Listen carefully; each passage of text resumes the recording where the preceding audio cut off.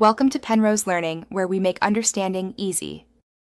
In this video, I will explain how to make a death summary.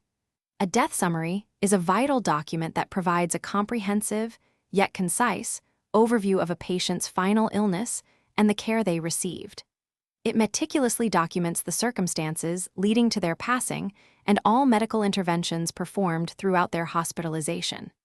This essential record serves multiple critical purposes, including facilitating quality improvement initiatives, supporting medical education, and ensuring thorough documentation for legal and administrative needs.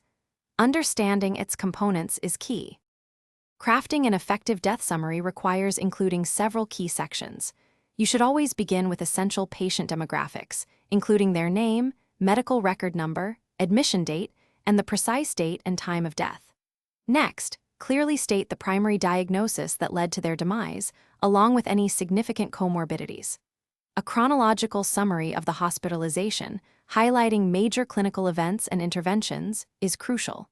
Finally, list all medications administered and procedures performed, ensuring a complete picture of their care. When writing the death summary, several best practices ensure its effectiveness. Maintain a clear, objective, and chronological narrative, detailing the patient's clinical decline without speculation. Use precise medical terminology consistently throughout the document. It is paramount to ensure absolute accuracy of all medical facts, dates, and interventions. Double-check every detail. Strive for conciseness.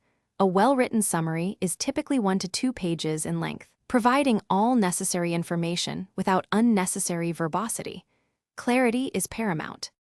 The final steps involve thorough review and proper finalization.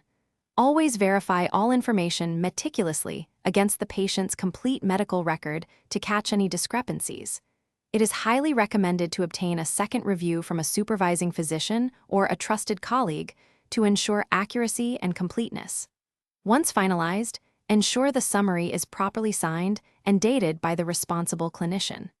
Finally, file the completed document promptly and securely within the patient's permanent medical chart, adhering to all institutional policies. Thanks for watching. If this was helpful, leave a like and consider subscribing. See you next time.